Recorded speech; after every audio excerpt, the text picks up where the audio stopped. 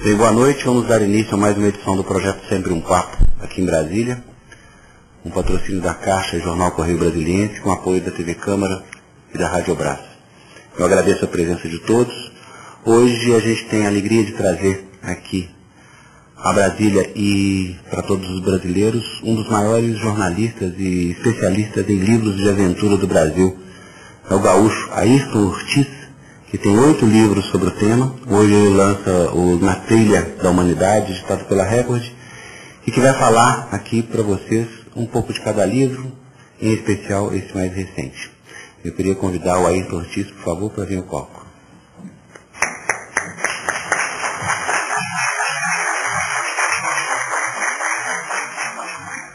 Boa noite a todos vocês. É um prazer estar aqui em Brasília e tendo a oportunidade de me reencontrar pessoalmente com os meus leitores.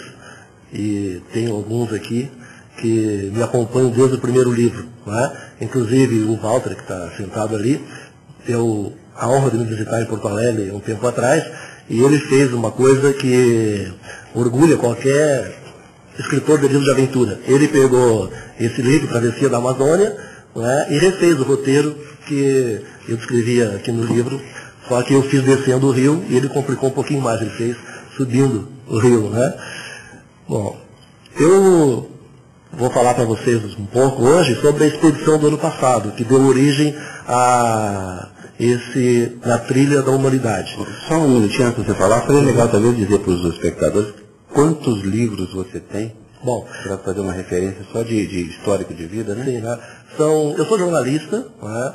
E sempre gostei muito de escalar montanhas.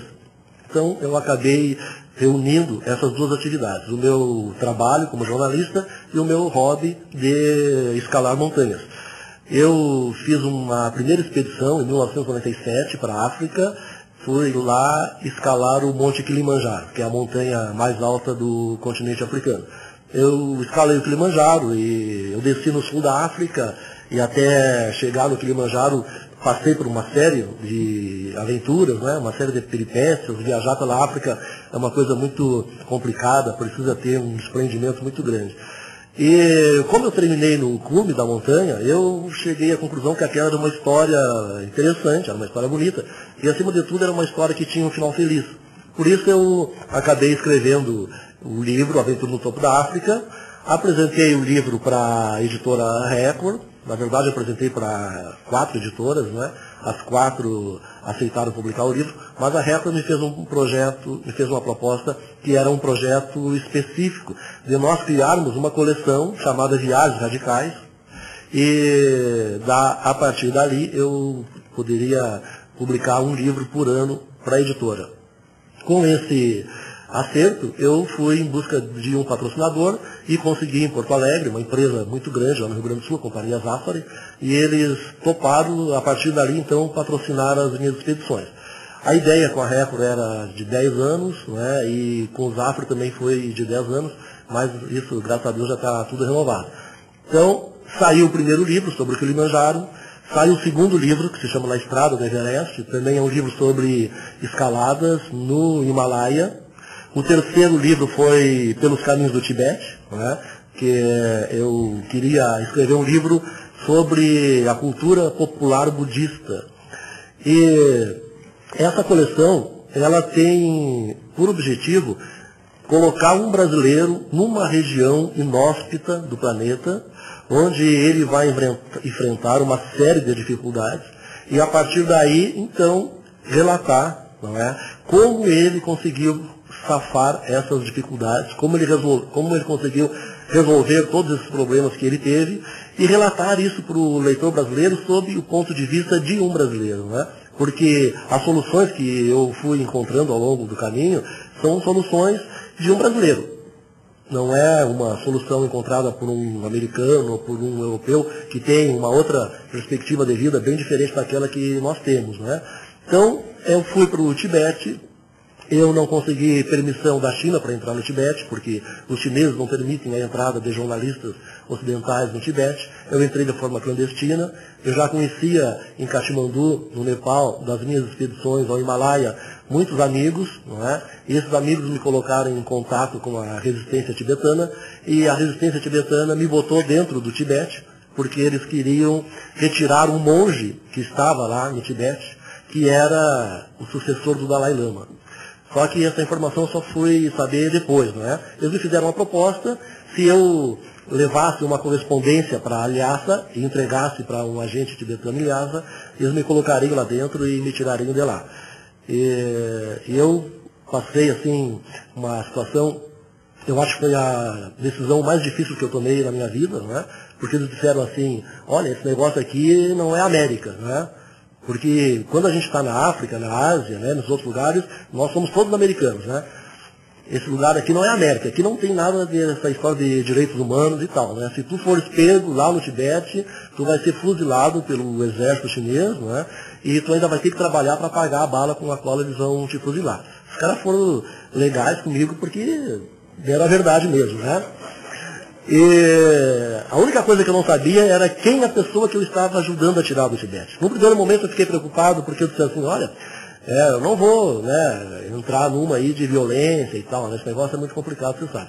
Aí eles me garantiram que não, que eles estavam sob a orientação do Dalai Lama, e que jamais o Dalai Lama ia fazer qualquer atividade que fosse violenta. Eles queriam, na verdade, tirar um monge do Tibete, era um menino. E eles me deram 5 minutos para responder, se aceitavam ou não. Você falou que o problema seria trabalhar para pagar a bala, né? Isso seria uma dificuldade maior trabalhar para pagar a bala, né? Mas eu pensei o seguinte, gente, e uma técnica de tomada de decisão que eu venho usando desde então, e até hoje não me arrependi, espero não me arrepender, né? Eu tinha 2 alternativas, aceitava ou não aceitava. Se eu não aceitasse, eu ia me arrepender para o resto da minha vida.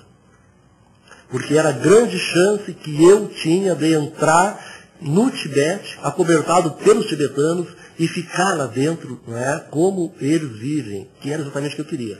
Então, se eu dissesse não, eu ia me arrepender por resto da vida. Se eu dissesse sim, talvez desse errado, eu me arrependesse, mas também talvez desse certo. Mas aí eu não ia arrepender por resto da vida, porque não ia ter resto, você ia morrer durante. Claro, era mais rápido. Era muito mais rápido. O arrependimento era muito mais rápido. Então, muito mais um arrependimento para o resto da vida, um arrependimento mais rápido. Na verdade, se eu tivesse optado, na verdade, eu pensei assim, eu entrando lá, eu tenho 50% de chance de dar certo. E se eu não aceitar, a chance de eu me arrepender pro resto da vida é de 100%. Então eu fui, eu arrisquei, né? E graças a Deus deu tudo certo. Eu levei, entreguei o documento lá e tal, e só mais tarde, então, eu fiquei sabendo que o monge que eu ajudei a sair de lá é o Karmapa Lama, que é o sucessor do Dalai Lama, que está hoje em Dharamsala, na Índia, né? E sempre que eu vou na Índia, eu vou lá visitar o Dalai Lama lá, e hoje eu tenho, assim, uma admiração muito grande para os tibetanos do mundo inteiro por causa disso, né? O New York Times disse que foi a maior derrota imposta ao exército chinês desde a fuga do Dalai Lama em 59, né? Quando essa história veio a público, foram 12 matérias de capa do New York Times, né? E claro, obviamente que quando eu decidi que eu ia entrar no Tibete, eu peguei, né, e me precavi.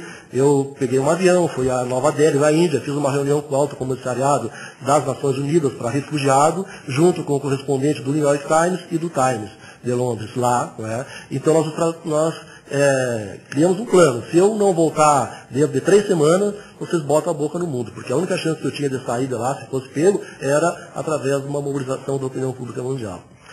Bom, o 4º livro, né, foi mais ameno. Eu passei uma temporada convivendo com os ursos no Alasca, né? Porque, embora pareça estranho, os animais que são totalmente selvagens, né, como os leões, os ursos, eles têm uma reação previsível.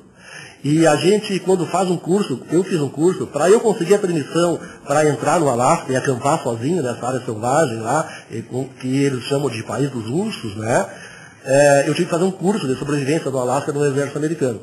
E então, um curso para a gente sobreviver numa área selvagem É simples. A gente estuda como os animais reagem, porque a reação dos animais é previsível.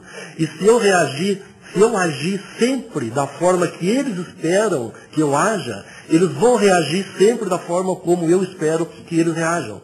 Não é? Por exemplo, o urso é o animal mais perigoso que eu enfrentei lá nessa história. E o urso, ele é um animal praticamente cego. Ele é movido pelo olfato. Ele é muito curioso. Então ele vem atraído pelo olfato. Então a primeira coisa que eu aprendi foi a montar um acampamento onde a gente tem um triângulo, né? E a gente num vértice do triângulo bota a barraca para eu dormir e não pode ter cheiro nenhum dentro da barraca, né? Inclusive dormia pelado lá dentro. No outra ponta do triângulo eu botava o fogareiro.